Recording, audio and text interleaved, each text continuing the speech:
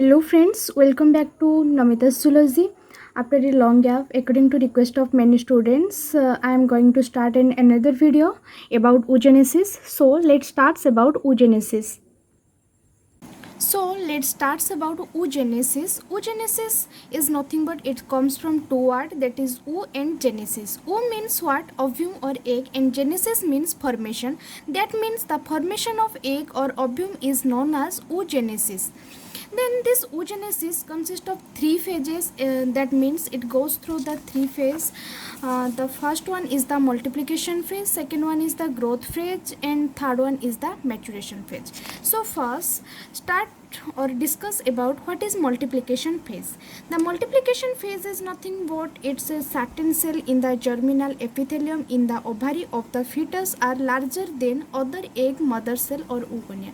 This statement is clearly says that the germinal cell, what is germinal cell? Germinal cell which is present in the ovary is known as what? Germinal cell. This germinal cell produced gametes, and these gametes may be ovum or sperm, but in case of female we discuss oogenesis in female, so that this gamete is ovum. Then comes to the second phase is not growth phase. Primary oocytes is very large in size. It may extend over many years. The oogonium grows into a large primary oocyte. Each primary oocyte then gets surrounded by a layer of granulous cell to form 1 degree follicle. Students, please hold this statement. I will discuss later in details. So now you just read this, and later please wait and watch the full video to know about this statement. So then goes to what? Maturation phase. The last one is the maturation phase. Maturation phase is what? Like primary oocytes. Each primary oocytes undergoes two maturation division, first meiotic and the second meiotic, to form the egg. So this maturation phase, what says that? This says that primary oocytes, suppose this is the oogonium cell. What is oogonium cell? This oogonium cell is produced from the germinal epithelium which is lined in the ovary. So this oogonium is undergo division, that is mitosis division. Questions arise, what is mitosis? Mitosis division is nothing but it produces its own photocopy. That means if oogonium is 2n, that is diploid in structure or genetic recombination, then this primary oocytes which is divided from oogonia also it is 2n. That means it's only produce its photocopies by mitosis division. Then what happened? These primary oocytes again divided to form first polar body in the secondary oocytes, and then the secondary oocytes undergoes meiosis 2 to form second polar body and ovum. This is the overview of the oogenesis, but I will discuss the whole step of this oogenesis so that you clear all about that. So let's start about that. What is oogenesis? I am already said that oogenesis, that means the formation of ovum is known as what? Oogenesis. So oogenesis process is first start from the oogonium, and this oogonium is comes from what? Germinal epithelium which is produced gamete. This germinal epithelium is produced oogonium. That means each ovary produced 2 million of oogonium. Each ovary produced 2 million of oogonium. If each ovum, that means one ovum or ovary produced 2 million of oogonium, that means two ovary produced 4 million of oogonium. Then what happens? This oogonium is undergo division to form what? Primary oocytes, and this primary oocytes is undergo division to form the finally what? Ovum.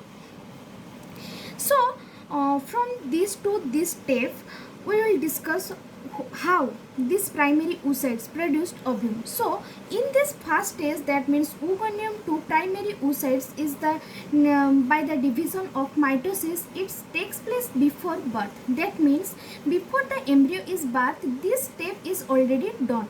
That means oogonium produced primary oocytes, which is produced by the mitosis division. Mitosis division is nothing but it's produced, it's only it's on photocopy. Photocopy, that means if it contain 2n chromosome, then the primary oocytes also contain what? 2n chromosome. 2n chromosome, that means what?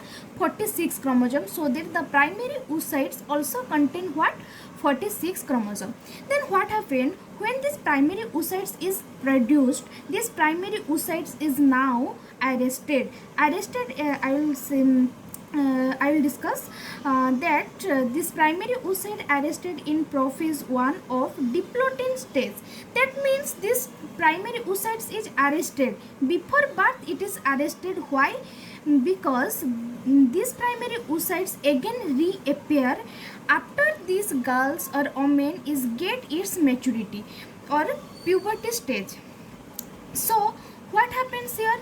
This primary oocytes is arrested and this embryo is birthed. Then childhood stage is come. Then after childhood stage, the puberty phase is appear. Generally puberty age is 13 to 15 years. So what happens when it's get its puberty stage in generally in 13 to 15 year? The primary oocytes which is arrested in the prophase 1 of diplotin stage, then it again reappear. Then before birth, when primary oocytes is formed, questions arise how this primary oocytes again divided to finally form the ovum. So how it is possible? Because the primary oocytes is get its nutritions for divisions from the follicles. So along with oogenesis, simultaneously what happened? Follicular development also takes place, so that these follicles is provide nutrition to primary oocytes to form the ovum finally. So that the follicles, questions arise then again, what is follicles? Follicle is nothing but it's only a surroundings of the ovums or primary oocytes. This follicles is surrounded to provide the primary oocyte to nutrition. So that what happens, this primary oocytes is generally finally formed and reappear in after the girls is gets its puberty stage. Then what happens, this primary oocytes is undergoes unequal division. What is the meaning of unequal division? Unequal division, that means these primary oocytes undergo meiosis 1 division to form one first polar body, and the second one is the secondary oocytes. So what is the meaning of meiosis 1?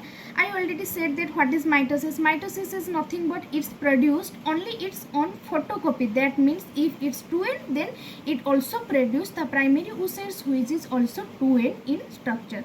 But in case of primary oocytes, it's undergo unequal division to produce 2 cells by the meiosis 1.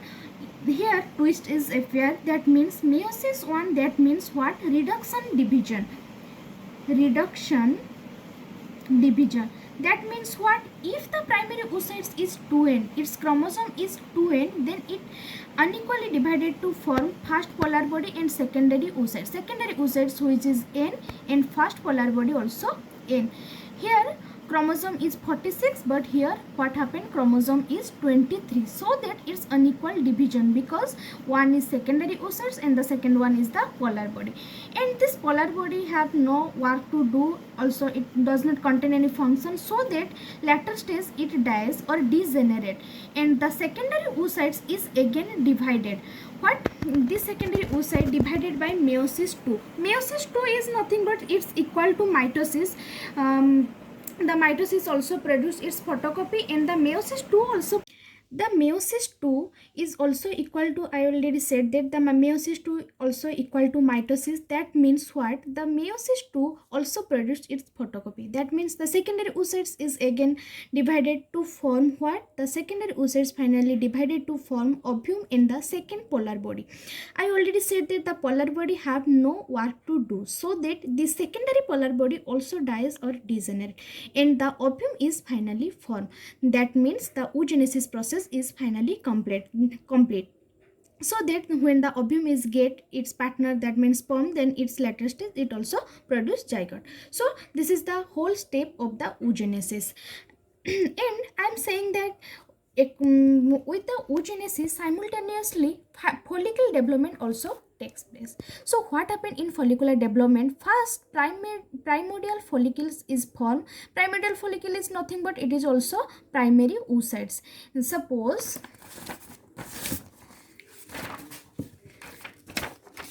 this is the primary oocytes and the follicles is surrounded by it, like it. Suppose it is the primary oocytes and this is the primary follicle, secondary follicles, primary follicles, which is providing nutrition to the primary oocytes, so that later stage the primary oocytes is divided to form ovum. Okay, so this primordial follicle is formed and later it's divided to form primordial follicles. Here look, the primary oocytes is arrested, but the primordial follicle is not arrested, because if it arrested, then how the primary oocytes get its nutrition for division to finally produce ovum? So that what happened, the primordial follicles is divided and after puberty stage it again reappear by the primary follicles. Then the primary follicles is again divided to form the growing follicles, and growing follicles again divided to form mature follicles. This mature follicles is also a primary oocytes. Again what happens, these mature follicles is again divided to form Graafian follicles. Graafian follicles is nothing but it is one type of follicles which contain antrum.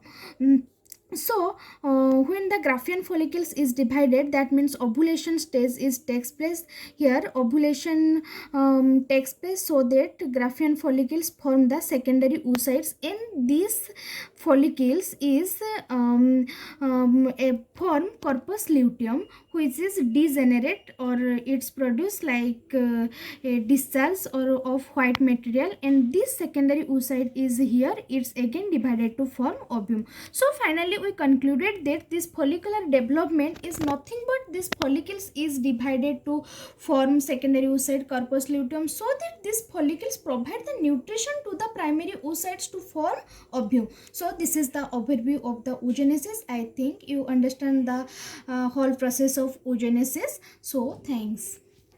Camera is the overview of the oogenesis. That means oogenesis is a step where primary oocytes is divided to form ovum, and this primary oocytes gets its nutrition from the follicle, so that follicular development also simultaneously takes place. And this is the whole overview of the oogenesis. I think you understand the process of oogenesis. So thank you.